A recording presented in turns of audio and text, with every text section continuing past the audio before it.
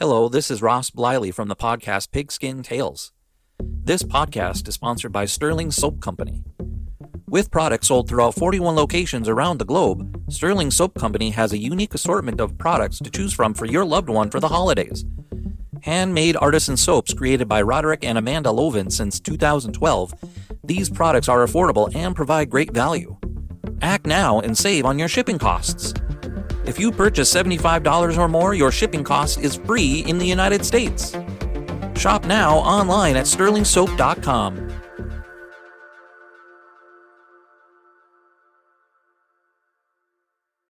Hey, I'm golf broadcaster Matt Adams. The updated and expanded second edition of my book, The Golf Round I'll Never Forget, Golf's Biggest Stars Recall Their Finest Moments, is now available. Readers can expect to march with Arnie's Army at the 1960 U.S. Open, relive Jack Nicklaus's remarkable 1986 Masters win, and be amazed by the Tiger Slam. The Golf Round I'll Never Forget, Golf's Biggest Stars Recall Their Finest Moments. Pick it up where fine books are sold, including BarnesandNoble.com and Amazon.com.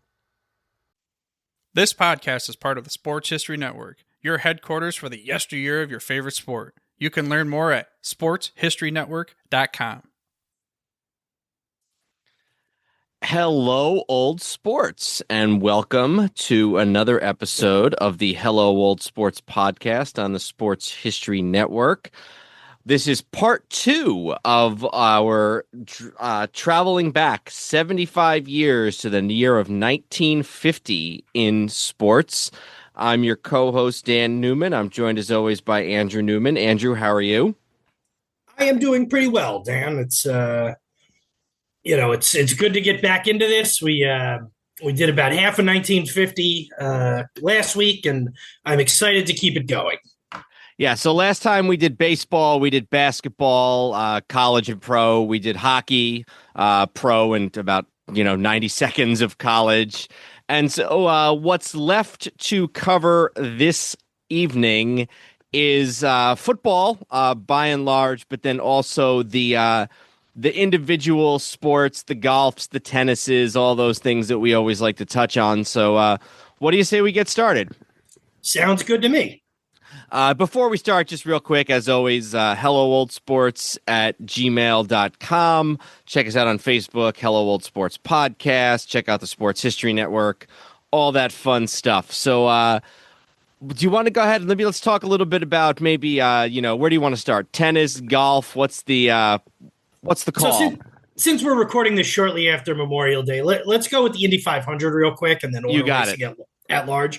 So May 30th, 1950, this was held. It was the 34th running of the Indianapolis 500, and it was won by a guy named Johnny Parsons, Parsons, and an average speed of just over 124 miles an hour, 124.002 to be exact. And this is an interesting one because the race was stopped after 138 laps due to rain, so it was about 345 miles. There's an interesting thing that for years was conventional wisdom until it turned out to be an urban myth, which was that during the morning, Johnny Parsons' team had discovered that he had an irreparable crack in his engine block.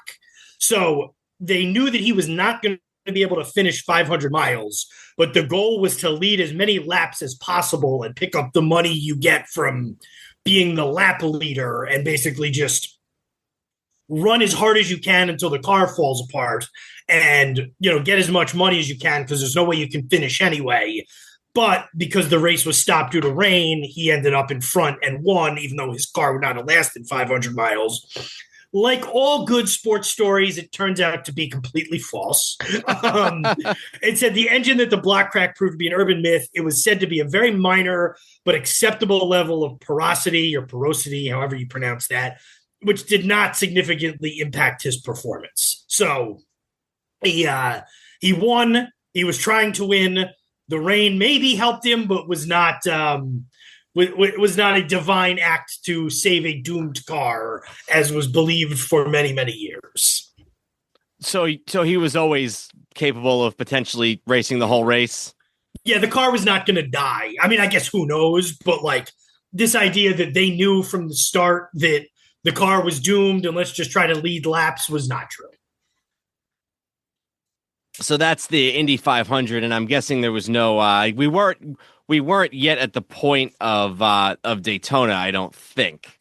So this was the second year of the Indy 500, or excuse me, of the third NASCAR. Year, right? Oh, sorry. Go ahead. I believe it was the second season of the NASCAR, series or whatever.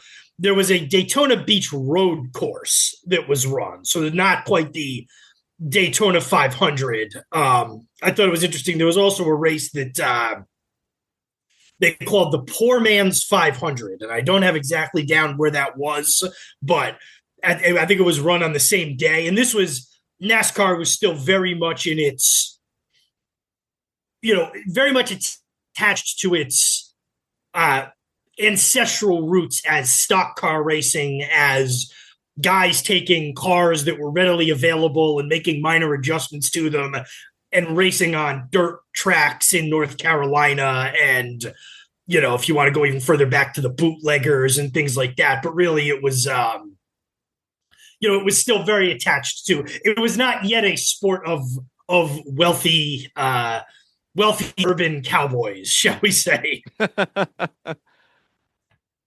Yeah. And I think that, it was definitely, and I was not saying what I meant there, but if anybody thinks that I was saying that it was only the third year of the Indy 500, it obviously wasn't, because we've done episodes about IndyCar racing going back to the 20s. So it had been around for a while. And I think in 50, was it still the Brickyard in 1950?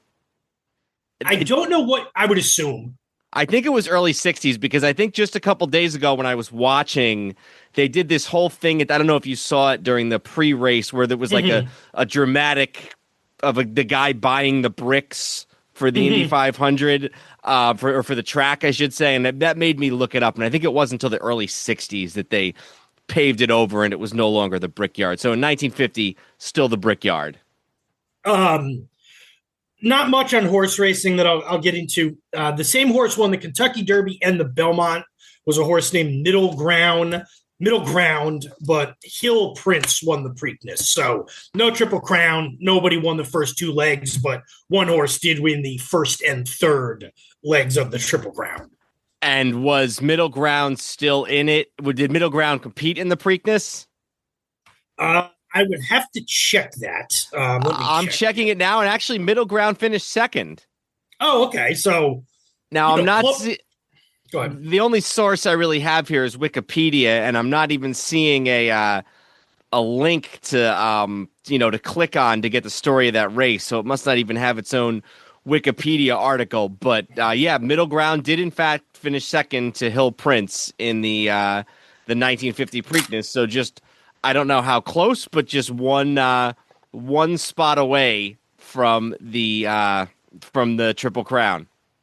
Where do you want to go next? We could go tennis, we could go golf, we could go World Cup, boxing. Where do you want to go next? Let's go tennis next, because I don't have a lot for tennis. I have a few things for golf. I don't have a lot for tennis. Sure. So I wrote down, and again, for people who, if your big thing is tennis or golf or auto racing, we're obviously going a million miles an hour on this stuff. Please don't think if we're missing something. It's entirely possible we're missing something, is all I'm saying. We're not pretending. We're not going super fast because we know there's nothing to cover. We may be missing things. Wimbledon was won by an American. The men's singles was won by an American named Budge Patty, Budge, Patty, Patty, was the last name. He also won the French Open, which they refer to as the Channel Slam, when you win both the Wimbledon in England and the French Open, that is known as the Channel Slam. The most significant thing to me is to talk about tennis in the year 1950 is Althea Gibson in the women's side broke the color line in women's tennis. She was at the U.S. Open in 1950 and was the first African-American to compete in the She was one of the first black athletes to cross the color line in international tennis. In 1956, she became the first African American to win a Grand Slam event, which was the French Open. But in 1950, she competed in the French Open. First time from everyone to Grand Slam. Yep. Yeah. Sorry. So yes, in 1950, she competed in the U.S. Open. And it looks like the two big, at least it really looks. I'm looking at here. It was kind of dominated by a few different. A woman named Louise Bro won the Australian, won Wimbledon, and a woman named Doris Hart won the. Well, I guess that would be the. I guess that would be the French, and was second in the U.S. Open. I'm sorry, was second in the U.S. Open and the Australian. And then a woman named Margaret Osborne DuPont won the U.S. Open and finished second in Wimbledon. So 8 total first or second slots. Those 3 women had 7 of them.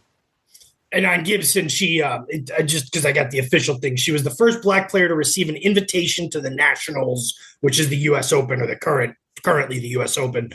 Made her Forest Hill debut a few days after her 23rd birthday, although she lost narrowly in the second round in a rain-delayed 3-set match to Louise Bro, the reigning Wimbledon champion and former U.S. national winner.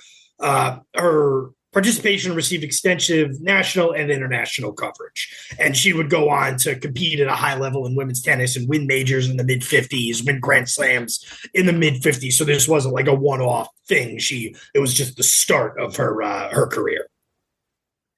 I did not find anything, and again, this is way outside my area of expertise. I did not find anything particularly noteworthy about the World Cup. I believe it was won by, was it Uruguay, and they defeated Peru? Is that correct?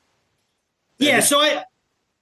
Although it does say here on Wikipedia that it was one of the biggest upsets in sports history. So, and it's occasionally called the Maracanaco. So I don't know if you found anything more than that.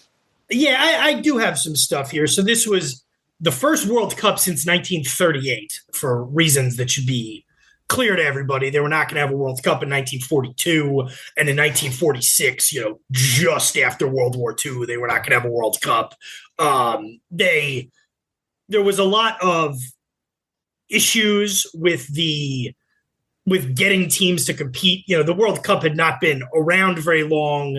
And it also, some of these countries were in ruins after World War II, as you would imagine, that international soccer was not right at the top of people's lists. There was also an interesting aspect to this in that in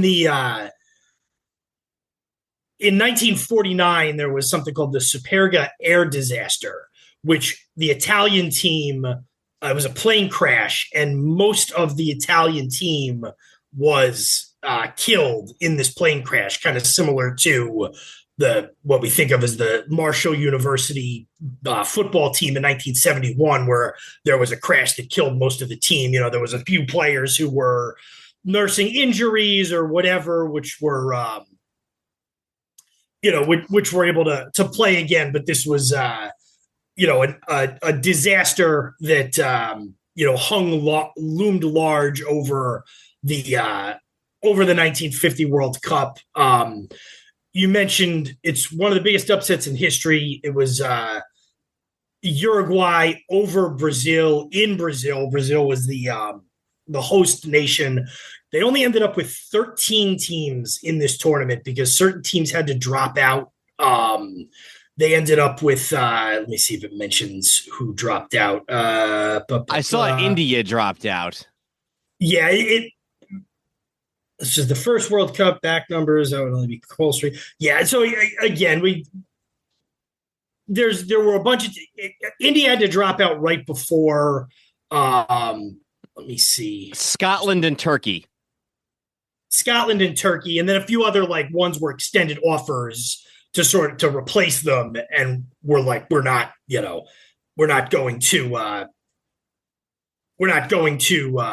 compete. We don't have the money to compete or things like that. So, a lot of teams dropped out to the point where I think there were certain groups that only had 1 or 2 teams in them. Well, so two. I don't think any group only had one. That would have been a little bit. Yeah, you're right. We're missing one or two teams, is what I mentioned. Yeah. So Group 1 here had 4 teams. Group 2 had 4, including the United States, who did not acquit themselves very well. Group 3 was just 3 teams. Group 4 was just 2 teams, Uruguay and Bolivia. This was also in the era where I believe that the groups were organized by, or the qualifying was much more regionally specific at the time. So anyway, it was a major upset for Uruguay. They won to date. I believe their only World Cup victory. And, I thought I saw that they had also won in 1930. oh, they're most recent. And I think they actually had beaten Brazil in 1930 as well, if I'm reading this correctly. Okay. So that's again, we don't have to do a ton on the World Cup. I don't think anybody's listening to us to hear a ton on the World Cup, but the first significant, because it's also, if you think about it, there hadn't been an Olympics since World War. Where there were no Olympics. No, there was an Olympics in 48. There was an Olympics in 48? Yeah, in London. Okay. So, all right. And so the first World Cup since World War II, but there had been an Olympics. So, and it's interesting because usually you think what they would do today is they would figure out a way, and you kind of wonder if Uruguay, maybe this was part of the reason they squeaked through here. They only needed to win one game to make it to the final round. So every group played a round robin. But with the groups with 3 teams in it, that only meant 2 games a team. And with the groups with 2 teams in it, they only played 1 game. So, they ended up going up against Brazil, who had to play 3 games, and they had only had to play the 1. So, interesting. And I believe this was the first year that they actually did group play instead of just a straight bracket, which is, now become synonymous with the World Cup and a lot of places that, a lot of pool play to a tournament, but in prior years. But again, it was teams who had to go and, spend all that money and potentially be out after 1 game. Couple of things just to mention, because I did find the part I was looking for. Both Germany, it says, still occupied and partitioned, and Japan still occupied, were unable to participate. The United Kingdom, the home nations, were invited to take part. After 17 years of self-imposed exile, it was decided to use the 1940-50 British Home Championship as a qualifying group. So England and Scotland were able to advance, although I guess all of them were technically invited. Number of teams refused to participate in the tournament, including most nations behind the Iron Curtain, such as the Soviet Union, Czechoslovakia, Hungary. Ultimately, Yugoslavia was the only European nation to take part during the tournament. Argentina, Ecuador, Peru withdrew after the qualifying draw. Argentina, because of a dispute with the Brazilian Football Confederation. That meant that Chile, Bolivia, Paraguay, and Uruguay qualified by default. In Asia, the Philippines, Indonesia, and Burma all withdrew, leaving India to qualify by default. In Europe, Austria withdrew, claiming its team was too inexperienced. Belgium withdrew from the qualification tournament. These withdrawals meant that Switzerland and Turkey qualified without having to play their final round of matchups. So lots of withdrawals. Do you want to go boxing next? Because I feel like it's a relatively uneventful year in boxing.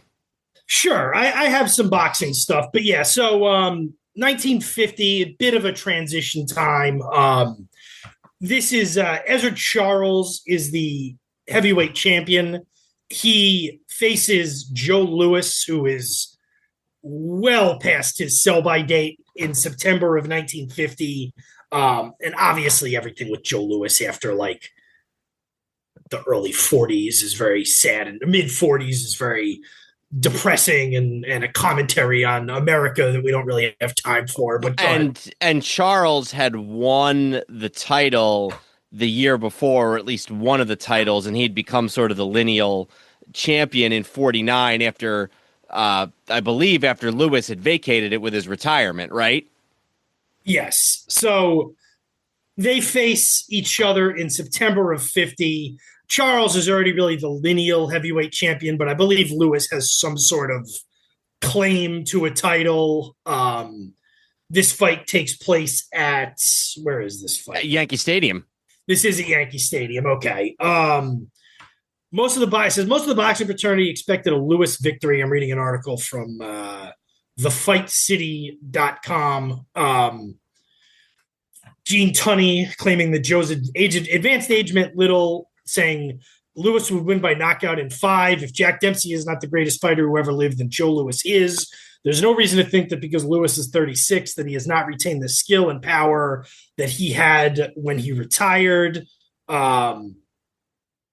However, it turns out not to be, as Lewis is beaten fairly badly. Lewis manages not to get knocked out. I guess in the 14th round, it appears that he's not going to be able to make it through the fight. Is in danger of getting knocked out, but he hangs on. The final, it's a unanimous decision, and this is years before the 10-point must system, so it's a little easier to figure out. 3 judges, 10-5, 13-2, and 12-3, all in favor of the winner, Ezzard Charles, who would hold the title into 1951 before ultimately losing the title to Jersey Joe Walcott. And he loses it to Walcott, and then Walcott ends up losing to Rocky Marciano shortly thereafter. Yeah, Lewis, actually, it's an interesting postscript for him. He keeps fighting. He actually wins his next 8 fights, and then he himself, in October of 51, in his last ever fight, also gets beat by Marciano. And yeah, the whole thing with the title here is interesting because Lewis must have vacated these titles because he hadn't really fought. He hadn't fought in over 2 years. So it says here that Charles in this fight retains the NBA, which is the National Boxing Association title, but then he wins the ring heavyweight title and the NYSAC, which is the New York State Athletic Commission. Those titles had last been held by Lewis, but I guess for those 2.5 years, they just kept them vacant and, just on hiatus until Lewis fought Ezzard Charles. And I don't know then, the ring heavyweight title is more like a consensus heavyweight title. Like, I think they do award a belt now, but they're not, they're kind of the ones who say, like, because the Ring, the famous boxing magazine, they're kind of like, we're not especially in modern days, like, we're not beholden to any of these sanctioning bodies. We don't make guys fight mandatory challengers and then strip them of the belt if they won't fight the mandatory challenger. Basically, we decide who we think the heavyweight champion is. Sometimes it's very clear, sometimes it's not. But this was they may have just thought it was too fractured to award a consensus champion until this. So I want to move on to golf because hang on. No, go ahead. I'm sorry. There's one more boxing match that should get mentioned, and you invoked his name already, but this was the closest fight. It's considered the closest Rocky Marciano, who's still a few years away from winning the heavyweight championship, is to being defeated. He fights a guy named Roland Lastarza. I've heard of this. The fight is at Madison Square Garden. They would fight later in September of 53 at the Polo Grounds, but this first fight is at Madison Square Garden on March 24th, 1950. Both guys were undefeated. Marciano was 25-0. Lastarza is 37-0. The fight goes the distance. The final scorecards are 5-4, 4-5, and 5-5. Now, in boxing circumstances, certainly in modern boxing circumstances, that's a split draw. One guy calls it one way, one guy calls it the other way, the third guy calls it a draw. It's a draw. But New York had a rule that allowed the referee to award an extra point in order to break ties, and awarded Marciano the extra point because he scored the fight's only knockdown in the 4th round. So he wins that match by, I guess that would be split decision. And they would again face each other in 3 years, and that one would go 11 rounds before Marciano won by TKO. But the closest Rocky Marciano ever came to at least a non-win in this fight. Lastarza, by the way, after his boxing career, becomes an actor and does a little bit of sort of, sort of like character roles on TV in the 60s, including playing the role of Cappy in 2 episodes of Batman. He is a thug who is the henchman of the Mad Hatter, which kind of makes sense. Cappy, Mad Hatter. So anyway. And one last thing before we get to the golf, staying in the ring in professional wrestling, as I'm always one to do. The NWA had been founded just 2 years before that, the National Wrestling Alliance. At this point, in November of 1949, Lou Thez wins the NWA championship. This is as the territory system is really still being set up, and Thez would kind of be the model for the NWA champion going from territory to territory, wrestling guys. He was still very much the sort of clean cut, straight, not a lot of personality, technical wrestler that they would depend on for decades. And then in New York City, in the New York areas based around Madison Square Garden, this is the rise of Antonino Argentina Rocca, who was the first of the big, pardon the phrasing, but ethnic baby faces that the New York City area would have. First, it was Argentina Rocca, then who was Argentinian, then to Bruno Sammartino, then to Pedro Morales. They were Jack Dempsey also did some refereeing of matches that Rocca wrestled at Madison Square Garden. I believe against Gorgeous George. And then July 12th, 1950, I just wanted to mention there was a match between Antonino Rocca or it was a card at Yankee Stadium, pro wrestling at Yankee Stadium, headlined by Antonino Rocca against Don Eagle. This was 11,000. It was a benefit for the Hearst Milk Fund. And that was the big Yankee Stadium show of the summer. So, there's plenty you could get into, but we're very early in what would come to be the wrestling boom of the 1950s. And that's just as TV is coming into play. That's really the big reason for it. And there's, Gorgeous George is probably the one who's the biggest star of those early TV days. Mm-hmm. All right, so in golf, there's a couple of things that I wanted to mention. First of all, this is the first ever time that one golfer has won his third Masters, and that's a guy by the name of Jimmy Demaret, native of Texas. Guy who only wins 3 majors in his entire career. He never wins any of the other majors. He finished second in the U.S. Open, and he finishes in third in the PGA a bunch of times. But he won the Masters in 40, 47, and again in 1950. Jimmy Demaret wins the Masters, and I want to see who he beats out here. Beats out a guy named Jim Ferrier, who's an Australian. Beats him by 2 strokes, -5 to -3, and brings home a pot of $2,400. It looks like Jimmy Demaret, the first ever 3-time Masters winners, and there's only been a few guys in the history of the Masters to win more than 3. Arnold Palmer with 4, Tiger with 5, and Jack Nicklaus with 6. So the guy is 4th, or at least tied for 4th to this day in most Masters victories. Probably the biggest story in golf is something called the Miracle at Merion, which is just outside the Philadelphia area, and that is Ben Hogan, who about a year and a half earlier had been severely injured in a car crash, and his contemporary Sam Snead describes it like this. He said, quote, "Ben's legs got all mashed. For a while, we all thought he was done for.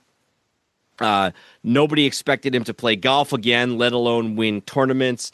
In the accident, Hogan suffers a double fracture of the pelvis, a chipped rib, broken collarbone, and broken left ankle. He starts to recover, but then a series of blood clots threaten to block a key artery to his lungs. the Associated Press sends a brief biographical sketch of Hogan to radio stations and newspapers saying, quote, "This is intended primarily for use in the event of his death." But Hogan does not die. He recovers throughout 1949. In 1950, January of 1950, he makes a return to professional golf at the LA Open at Riviera, and he loses to Snead by 4 strokes in an 18-hole playoff. But then he goes to the U.S. Open, and if you give me a second here, I'll just I'll pull it up here. He had actually made his U.S. Open debut 16 years earlier at the U.S. Open at the same golf course at Marion in 1934, but he ends up tying with in the 4th round. I think this is the 4th round here. Yeah, in fourth round, he ends up finishing in a 3-way tie with Lloyd Mangrum and George Fazio. And the U.S. Open, and I think they still do this even today. It's the only major where they play a whole 5th day, a whole 18 hole playoff the very next day, and they do that. And I think, because I remember like 15 years ago, I remember Tiger Woods doing that. But Hogan, it was like the last great Tiger moment before the Masters win in 22, I think that was before his first accident. Yeah, exactly. And Hogan wins the playoff over Mangrum and Fazio by 4 and 6 strokes, respectively. Goes on to win another 5 majors in his career. And I don't know, does he have a career Grand Slam? He does. I think he's one of the few guys that has a career Grand Slam. And so he goes on, he wins the U.S. Open again the following year and the Masters in 51. And then in 53, he wins the U.S. Open, the British, and the Masters. So not done winning tournaments by a long shot. One of the great comeback stories in the history of sports. Ben Hogan, and it starts in 1950, just outside Philadelphia at the U.S. Open. Yeah, and it was close. It was tied, I think, until the 13th hole or going into the 13th hole. And then over the course of the next few holes, the other guy, Ingram and Fazio, fell apart or fell away at least. And Hogan was able to continue playing well enough that, the final tally wasn't super close, but it was close the first 2 playoff. And then the only other thing that I wanted to mention in the world of golf was that this was the founding of the LPGA, the Ladies Professional Golf Association, founded by, among others, Babe Didrikson-Zaharias, Patty Berg, and Louise Suggs. And Suggs said, quote, "We figured if we could maybe get some tournaments together, we could at least pick up a little pocket change. We were so dumb that we didn't know we couldn't succeed. We survived and succeeded despite ourselves." I'm going to pull up the name here of the very first tournament. I believe it's in the Southwest somewhere, but just bear with me for a second. Sure. It was the first official season of the LPGA Tour, and it began in January 22nd with the Tampa Open, obviously in Florida, and then from there they have tournaments in Georgia, California, Illinois, bunch of other stuff. Babe Didrikson-Zaharias, despite the fact that she is, well, I guess she's not. She's only 39 years of age. Dies 6 years later, and actually ends up going on just in that short period of time from 1950 until her death in 1956. Ends up winning 11 ladies major championships, 11 LPGA championships. Let me just pull up her. She wins 10. 10. She ends up.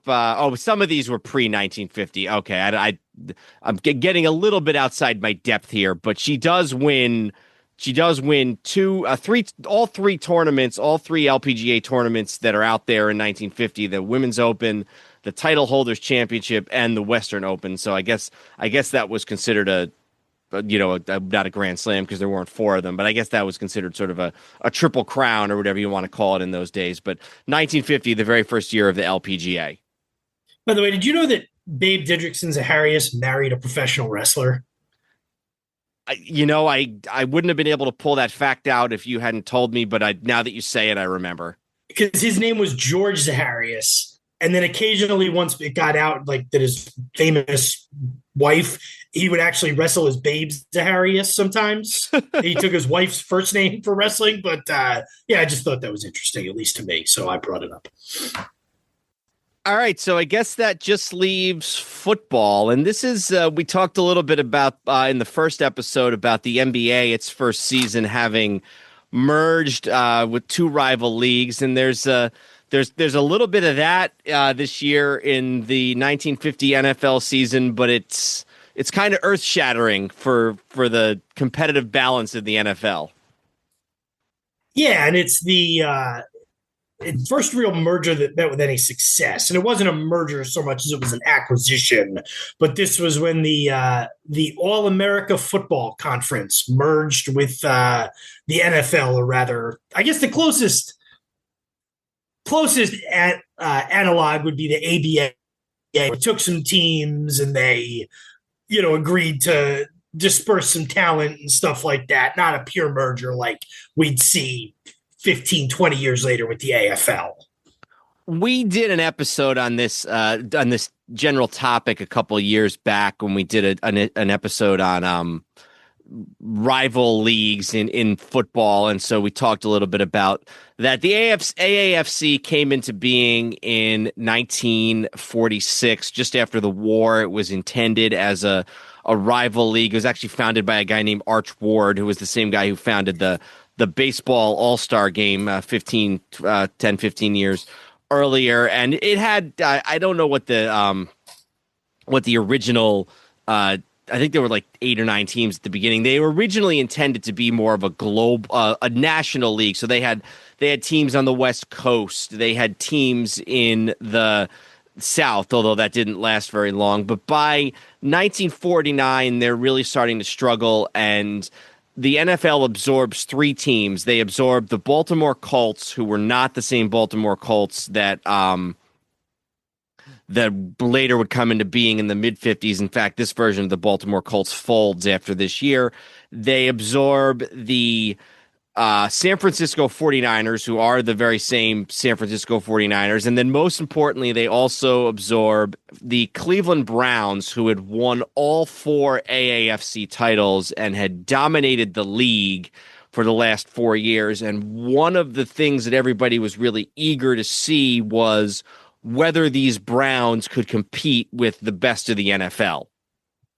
Yeah, and I think there were people who were very skeptical of that. And maybe as they had a right to be, because, the NFL was, I was going to say the NFL was the NFL. It's not the NFL of the modern era, or even, I think what came to pass with this was the Browns were a separate entity from the AAF, from the All-America Football Conference. Nobody else in the All-America Football Conference, I don't know that the second best team in the AAFC would have beaten the worst team in the NFL in 1948 or 1949. And if you have more information on that, please feel free to correct me. But the Browns were like, it was almost, they were their own entity of good, and them winning wasn't as much. In 1968, when the Jets beat the Colts, it was seen as a confirmation, or a vote of confidence in the caliber of the teams in the AFL. This was just the Browns belong in the NFL. Yeah, there were some decent teams. The San Francisco team was decent. Actually, there was a team in Buffalo that wasn't half bad. But you're right; they really. Go ahead. I'm sorry. Well, I think they almost took that Buffalo team instead of Baltimore, which probably would have been the right move. Yeah, given how the Baltimore team did. So, at the time of the merger, there's a very brief I don't know, I guess lip service is the best word, lip service paid to it, that they're going to call it the National American Football League or the American National Football League, something like that. I think that lasts about 3 weeks. And I believe that there was like a collector's item is if you can find the letterhead that was printed up with those, with that title on it, but it doesn't last, it doesn't last very long. And we talked about all this in a previous episode where there'd been a rivalry there. And, I think 2 different members of the Four Horsemen of Notre Dame were the president of the AAFC and the president of the NFL at one time. And that's right. Yeah. One of the owners had said about the AAFC something along the lines of like, call me when they find a football or something like that. Mm. So going into 1950, they kind of rejigger the league a little bit to the point where they don't have, and this lasts through, I think, 52 or 53. They don't have an East and West. They have an American conference and a national conference, which is ironic because 16, 17 years later, that's what they would do. And they kind of keep some of the same city teams away from each other. And you have a couple teams that are sharing cities. You have the Chicago Bears and the Chicago Cardinals are in separate conferences. You have the New York Giants and the New York Yanks, who were not an AAFC team. They were a team that had been in the NFL for a few years, and they're that's not to be confused. Conference. There was an AAFC New York Yankees. This is a different team. So. Yeah, this team had been the Brooklyn Dodgers, right? No, this team had been the New York Bulldogs. So here's the full thing with the we mentioned the 3 teams that joined. The Browns, the 49ers, and the Colts joined the NFL intact. Players from the former AAFC New York Yankees team were divided between the New York Giants and the New York Yanks, who, like you said, they had been the Bulldogs. Yeah. The Los Angeles Dons and the Los Angeles Rams merged, which obviously they kept the Rams name. And a portion of I don't know exactly what this means, a portion of the original AAFC Buffalo Bills organization was absorbed into the Browns organization. So I don't know what a portion of the team means. And then a dispersal draft was held for everybody else. Yeah, and it's somehow, though, some of those, at least one guy from the LA Dons, who's a Hall of Famer, by a defensive end named Len Ford, actually ended up with Cleveland as if they didn't have enough. So a lot of, and we talked about this more in our episode a few years ago, but a lot of guys kind of shuffle around. The big thing is that the Philadelphia Eagles, who had beaten the Chicago Cardinals in 1948 in a blizzard in Philadelphia to win the NFL title, and then in 1949 had beaten the Los Angeles Rams in the NFL championship game, the two-time NFL champions and the 4-time AAFC champions. And the big question here is really which of those teams is going to be the better team. And so the league does this, and I think this was televised probably by 1950. It must have been. They do a Saturday night game. This is something that you'd see now. They do a Saturday night game to open the season in 1950 in Philly's home. Browns versus Eagles, and it's sort of like this bragging rights thing for who's the best team in professional football. Yeah, and it's a dominant win for the Browns. They win 35-10. So they, I know they had tried to. I don't know if it was in 1949 or if it was in 1948. One of those years. It might have been after 48. The Browns tried to play the Eagles after the season, and the Eagles seemed like halfway amenable to it. And the NFL was like, absolutely not. You're not doing that. So this was the closest we got to that. It was definitive that the Browns were not only the better team, but went into Philadelphia, 70,000 people, which has to be one of the biggest crowds ever to see a pro football game at that point in 1950, show up in Philadelphia to watch the Browns dismantle the Eagles. one other thing I thought that was interesting, and I'm surprised you didn't mention because I know you love. I know you love this. We talked about this earlier with the NBA, which with like different scheduling and things like that. Baltimore was declared a swing team and played one game against 10 of the other 12 NFL clubs and twice against Washington. The original intent of the merger was to have the popular Cleveland Browns serve as this team for 2 years to equally help gate receipts throughout the league. However, this was refused by Paul Brown. So they played a 13-week season with one team having a bye each week while the other 12 met in games. This has to be the earliest planned bye week. I mean, I'm sure in the 20s and 30s there were times when, teams didn't play because another team had folded, but like they wouldn't regularly incorporate a bye week until 1990, I think, right? Yeah, it is a while before they do that. So for this game, and I feel like I saw this somewhere, and I think that somebody, the league or somebody had like put out a prize, like some sort of a reward for the MVP of this regular season game. So it's Browns and Philly. The Browns, just to give a little bit of an idea here, the Eagles are led by their star running back Steve Van Buren, but he is hurt, and I think either doesn't play in this game or barely plays.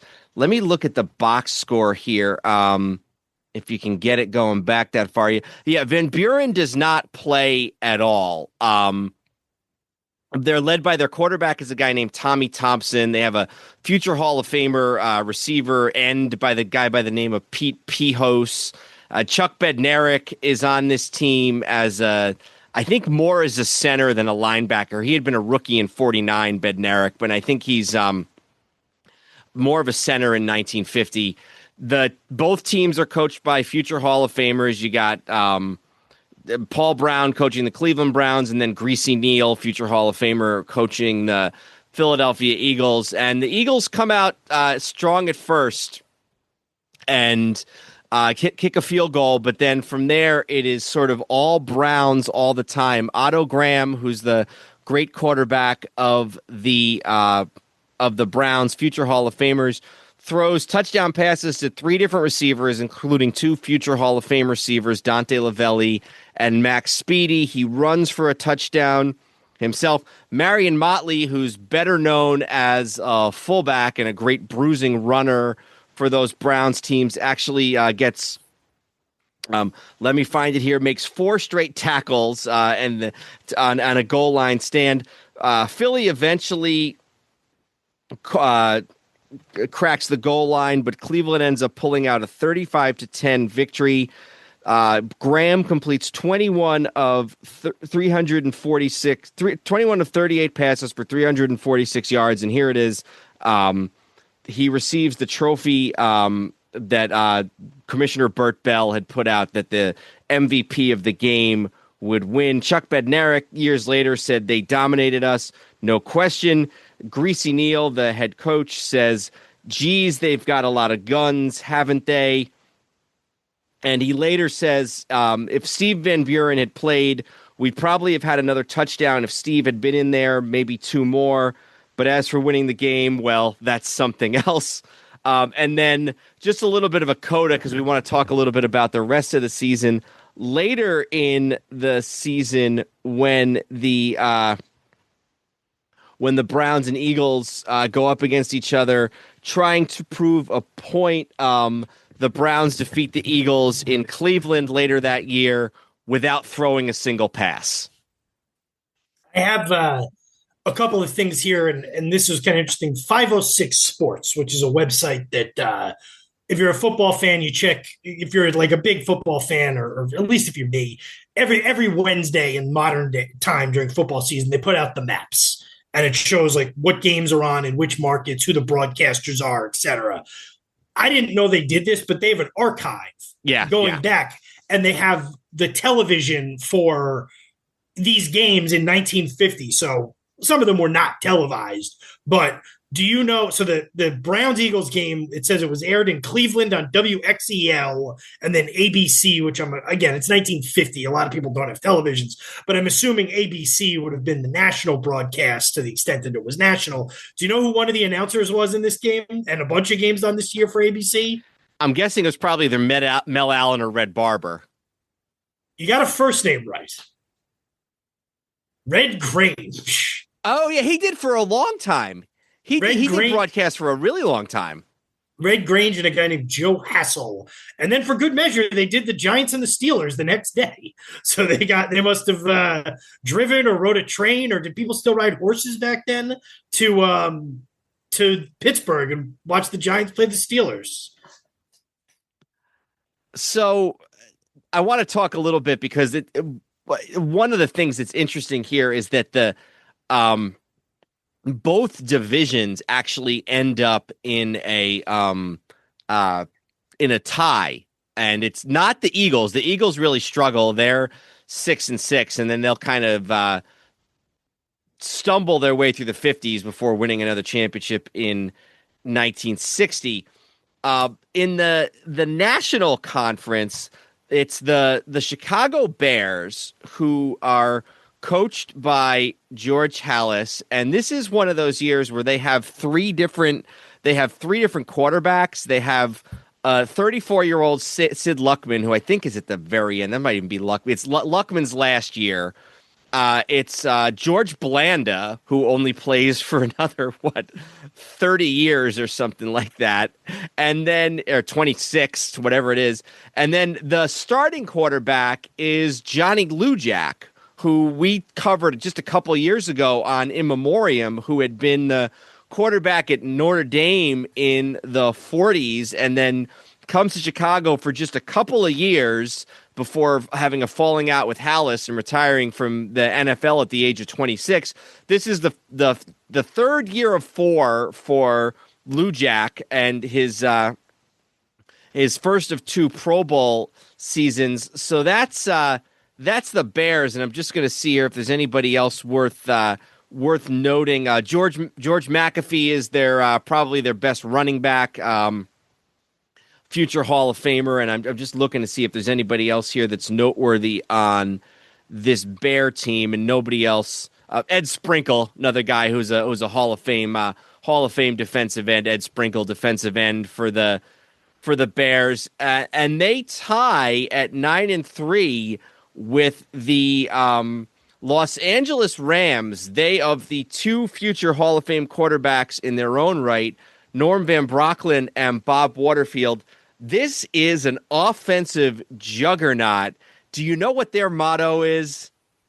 To hell with how many points the opposition scores, we'll just score more. Was that actually their motto? Probably just not. From some video. That was. Well, it's long for a motto.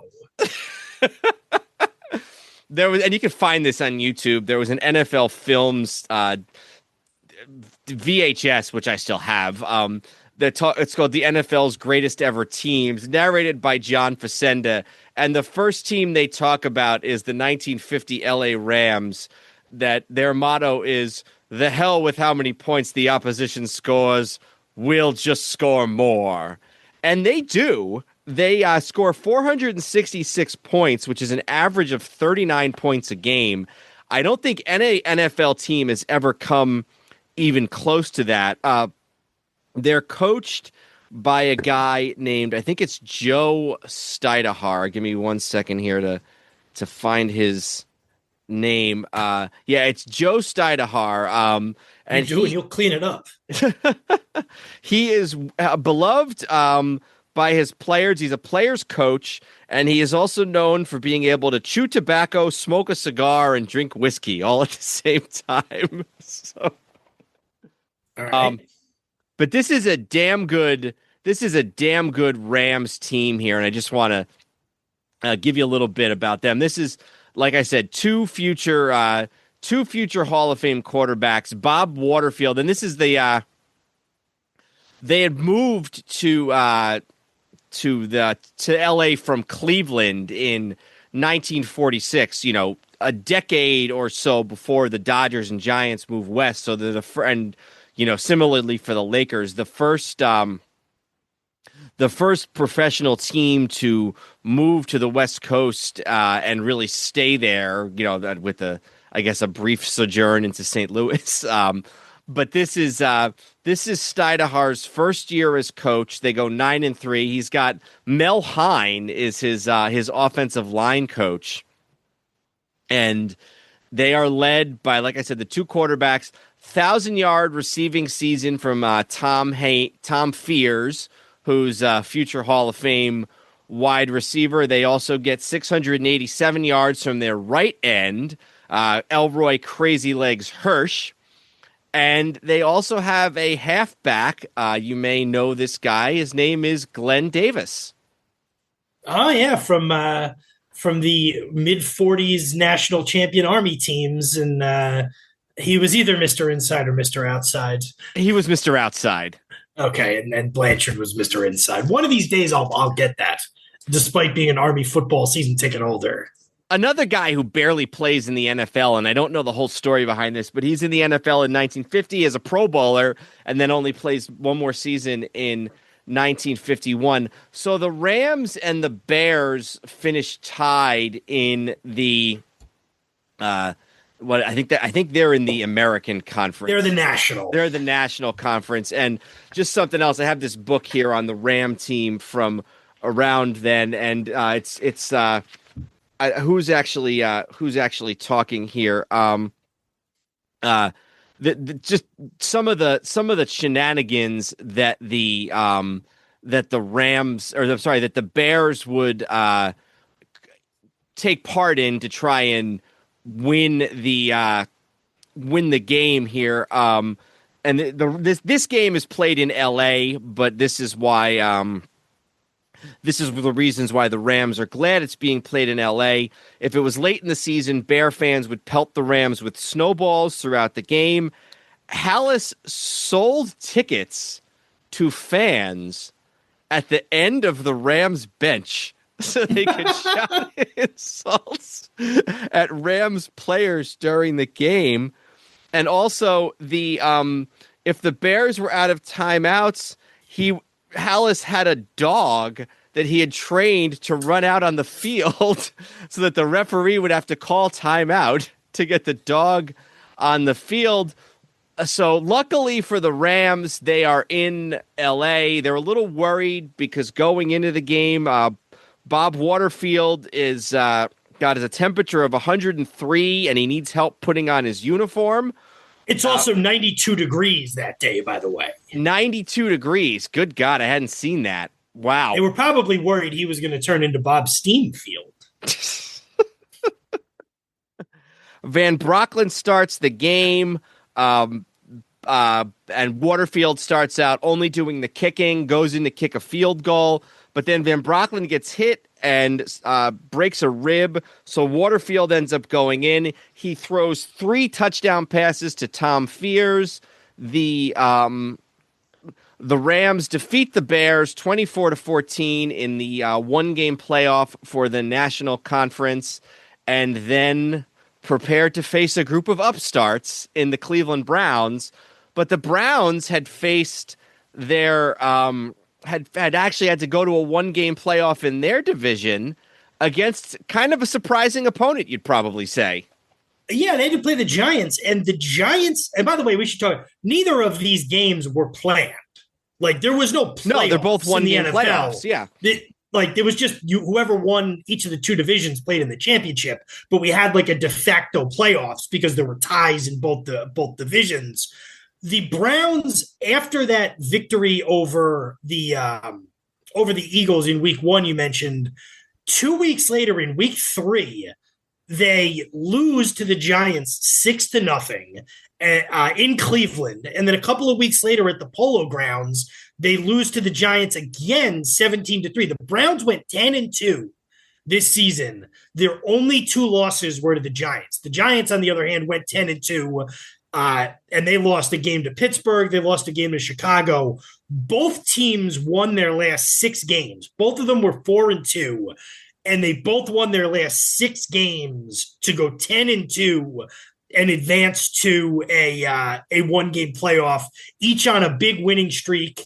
To show you that I don't know what set the tiebreaker back then or the rotation. This game, despite them both being 10-2 and the Giants having won both regular season games, this game is at Cleveland Stadium, and it is a much different. We mentioned how the second game of the day that day was 92 degrees. It was, for this game, it was a frozen field as a stiff wind gusted through the stadium. So quite a difference. Giants are still coached by Steve Owen, who had coached a team going back to the early 30s. This is sort of his last hurrah as the Giants coach.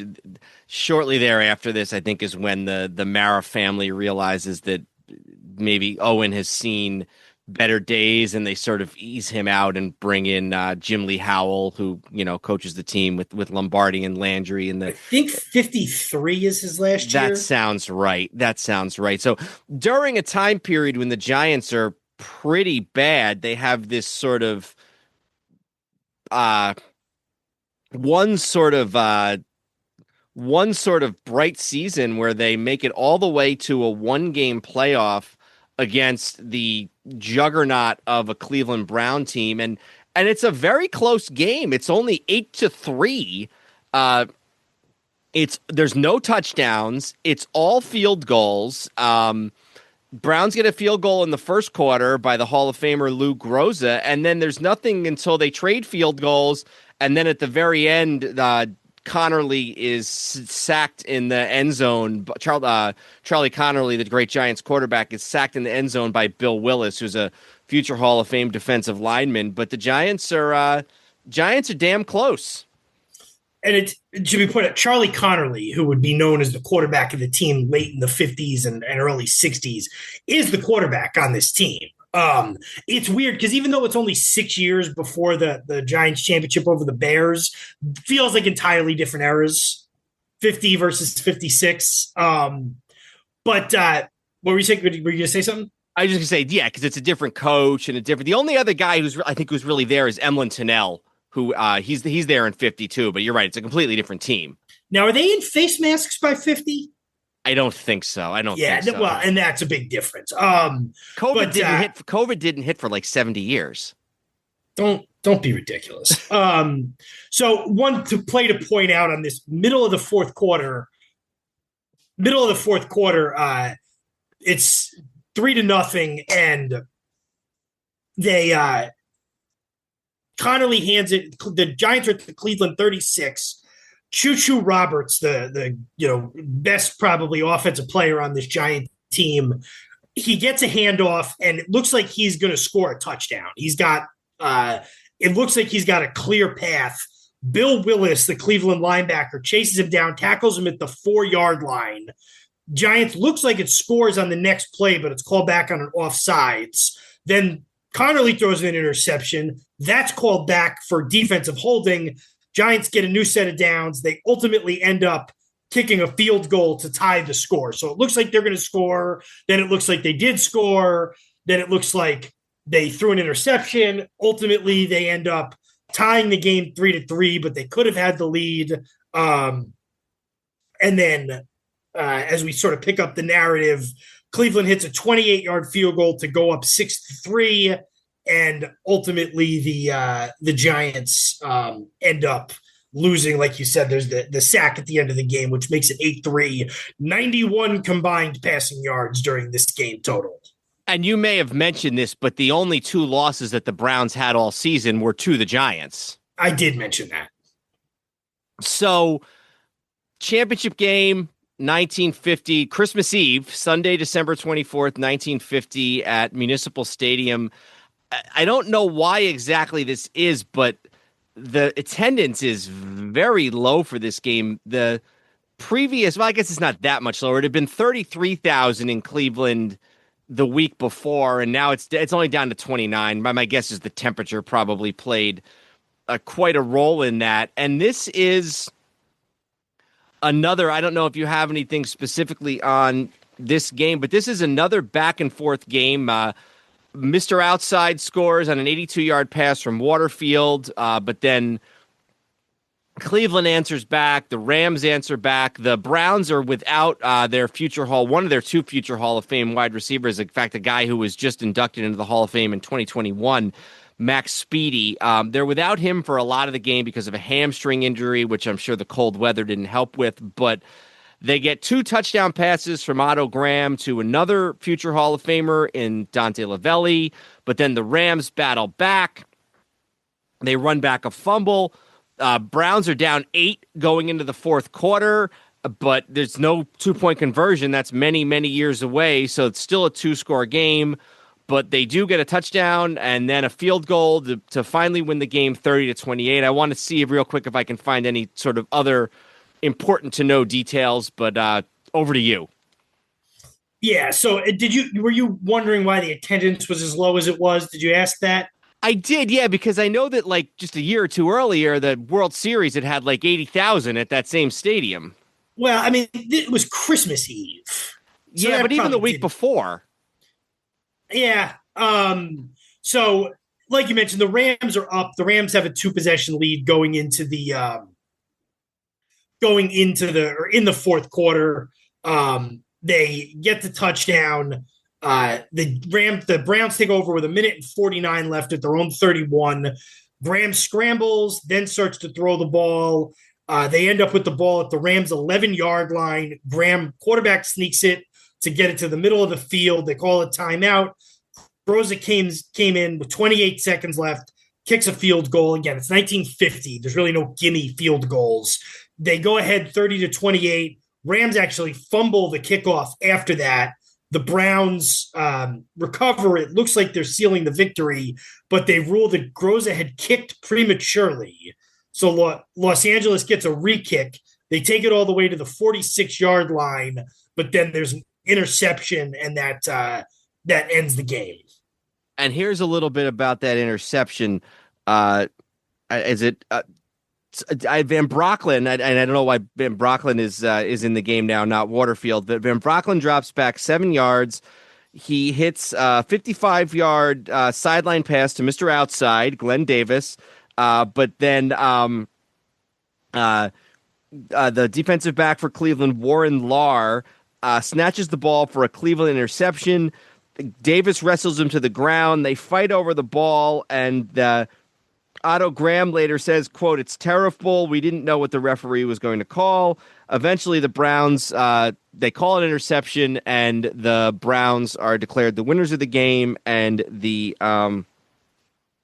winners of their very first NFL title, but it's really 5 NFL titles in a row. I'm sorry, 5 championships in a row. And they would go on to play in the NFL championship game a number of years after this through 55. And what was it? I'm looking at this now. 51, they lose to the Rams. 52 and 53, they lose to Detroit. 54, they beat Detroit. And then 55, they beat the Rams again. That sounds right. Yeah, it's the Browns, the Rams, and Detroit, basically, for 6 years. For all this talk about this great Browns-Eagles rivalry, other than that first game, they never really play in any important matchups. Yeah, the Eagles fall for a little bit, and they would win a championship in the early 60s or in 1960. But you're right; it turns out their thing was ending as the Browns were coming into the league. So the Browns sort of justify their run in the AAFC by coming in and winning a championship, and really having to do it the hard way. They have to beat the Giants in a playoff game. They have to beat the Rams in the NFL championship game. They get both games at home, which is probably fortunate for them. But because who knows if this game is much. We talked about how the week before it was a 75-degree difference between the two games. Might have been a much different game if this had been in Los Angeles, but it wasn't. And I'm looking here. It looks like Waterfield had basically played the whole game. Yeah, he played the whole game, but he threw 4 interceptions, Waterfield, so maybe he shouldn't play the whole game. But Steidehaar only put Van Brocklin in just to throw that one long pass. Tom Fears has a heck of a game. Two really great receiving games by two future Hall of Famers. Tom Fears, 9 for 136 for the Rams, and then Dante Lavelli, 11 for 128 for the Browns. And just if you want to hear more, we did a whole episode about 1948 in Cleveland sports where we talked about both the Indians and the Browns. And then we also did a whole episode just on football leagues and mergers. So a lot more information out there if you want to hear more on either of those topics. But we should maybe we want to wrap it up real quick and just I don't know. College football did not seem like it had anything of any real particular interest here, with it, save for maybe one thing that I found. But maybe you can go first here. Yeah, just one last thing on the 1950 NFL season that Sure. I wanted to mention at the beginning that can't be glossed over. Major rule change in 1950, and they'd gone back and forth on this in the NFL, but in 1950 they put it in, and it was in to stay. The free substitution rule, which meant you can bring guys in at any time. They'd gone back and forth with limited subs. Think of a baseball thing where when you come out of the game, you're out of the game for good. Then there was, you can bring guys in, but not at the beginning of if you come out, you're out for the rest of the quarter, that kind of thing. Now they're into free substitution, which would become what we know in the NFL today, and they never went back, at least yet. I don't think they will. The college season is weird because, and this is one of the major flaws with college football, really going up until it gradually got better as things went on. But basically, if you had 1 or 0 losses, you could just claim yourself as the national champion and have at least a credible argument to make. So in this year, you have 4 teams having a claim to the national championship. Oklahoma finished the regular season undefeated, recognized as the national champion. However, this was done before the Sugar Bowl. The Sooners lost in the Sugar Bowl. Tennessee compiled an 11-1 record, beat Texas in the Cotton Bowl. Volunteers were ranked number 4 in the final AP poll, but have been recognized as the champion by all these, systems that came out years later, including the College Football Researchers Association, the Billingsley Report. Princeton was 9-0, ranked number 6. They've been recognized the national champion by the polling system. This sounds like the weakest one. And then Kentucky, which was 11-1 and coached by Bear Bryant, beat Oklahoma in the Sugar Bowl, and they claim the national champion based on its number 1 rankings released in 1990 by Jeff Sagarin. They have a credible claim to it because the team that was quote unquote the national champions got beat by them in their last game of the season. But this just shows how much of a disaster this all was back then. And Army, by the way, was number 2 and in decent shape. And then they lost to 2-6 Navy in their last game of the year. And this was Bear Bryant only a few more years. I didn't know this. I knew he'd started at Maryland and then Kentucky, and then I didn't realize that he actually spent 4 years at Texas A&M, and then in 58 went to Alabama. So yeah, you said, a flaw in the system where you're naming the national championship while there's still games left to play. Yeah, that Texas A&M, his first year at Texas A&M was 54, and that became, God, this movie was 20 plus years ago now too. Is that the Junction Boys? Yeah, and that was his first camp at Texas A&M, and I guess people from Kentucky and Maryland and early Alabama teams said that was kind of how it was for us. But Bryant was I think he was in Maryland just for a year in 45. Yeah. Then he was at Kentucky for 8 years, 46 to 53, Texas A&M for 4 years, and then he got the Alabama job, which I'm sure was his dream job, and stayed there until, basically he was dead. So actually, yes, it was nothing basic about it. He was there 3 weeks later. He was coached his last game and he was dead 3 weeks later. But yep. Yeah. So, but yeah, this season it's tough because it's just what do you even say? The Heisman was won by a guy named Vic Janowitz, Ohio State. Yes. Did you have anything else that was significant on this? No, I don't think so. I think this was great. Between the 2 episodes, we really covered a lot. I think the football stuff is probably the most interesting, so that was why I thought it was good to spend a whole episode or most of a whole episode on that. So check out last episode for baseball and basketball, and then a lot of football and some other stuff here. So this was really good. Yeah, it's not a year that kind of like lives in the firmament of people's minds, but especially with the football, and we always like to be able to take a deep dive on a year and get into a bunch of different stuff. So these are always fun ones to do. They're tough to research. They're long ones to do, but they're always worth it. And we will be back soon with another year or something else. Until then, I'm Dan Newman. And I'm Andrew Newman. Goodbye, old sports. This podcast is part of the Sports History Network, your headquarters for the yesteryear of your favorite sport. You can learn more at sportshistorynetwork.com. The heel gets the heat. The babyface gets the cheers. But the jobber gets, well, the job done. And speaking of jobbers, Barry Horowitz wasn't there to win titles. He was there to build them. By selling every move, every storyline, and every new star that stepped into the ring. He was the secret sauce. And now, he's the headline in his new book titled Wrestling is My Gimmick, My Life on the Wrong Side of the Three Count. This memoir is a deep dive into wrestling's most underrated position and the man who made it an art form. Whether you're a fan of wrestling, a fan of sports history, or just love a great story, this book is for you. Again, that's Wrestling is My Gimmick by Barry Horowitz. Grab your copy today before the count strikes 3.